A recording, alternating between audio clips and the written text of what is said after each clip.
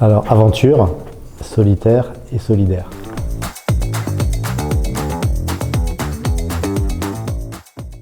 L'un va pas sans l'autre.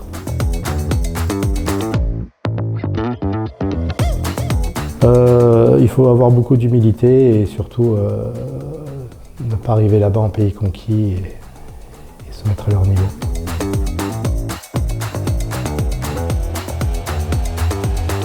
Alors beaucoup de sable et beaucoup de chaleur et énormément de complications.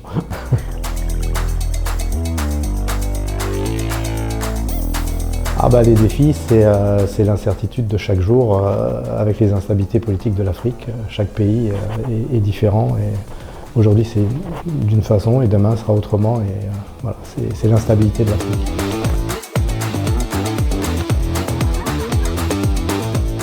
Prochaine destination, toujours mon association au Maroc et puis où je fais toujours un crochet quand je pars en Afrique.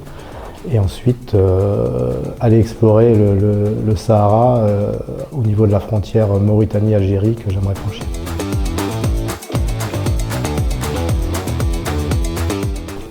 Même pas pour rire.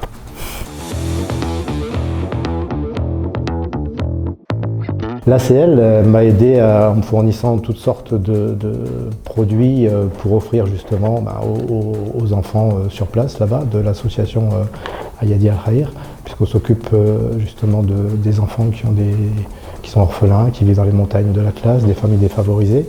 Donc des cahiers, des stylos. L'année dernière également énormément de gilets jaunes pour enfants, parce que ça c'est très pratique, parce que là-bas c'est hyper dangereux.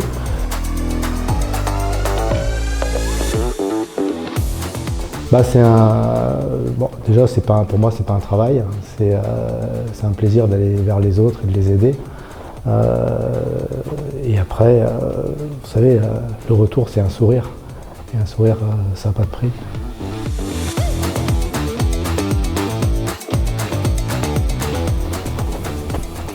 Il n'y a pas de conseil, je veux dire, ça vient je pense, de son fort intérieur. Après, il y a différentes façons de le faire. Effectivement, il y a plein d'ONG qui ont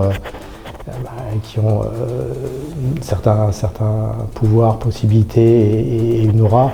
Moi, je ne suis pas une ONG parce que 80% de l'argent qui est récolté par les ONG est pour leurs frais de fonctionnement. Donc moi, c'est pour ça que je vais faire ça tout seul. Mais au moins, je gère tout du début à la fin et je sais que ce que je reçois, même si c'est pas grand-chose, c'est 100% réinvesti et ça va à la bonne personne. Donc c'est vraiment pour les enfants.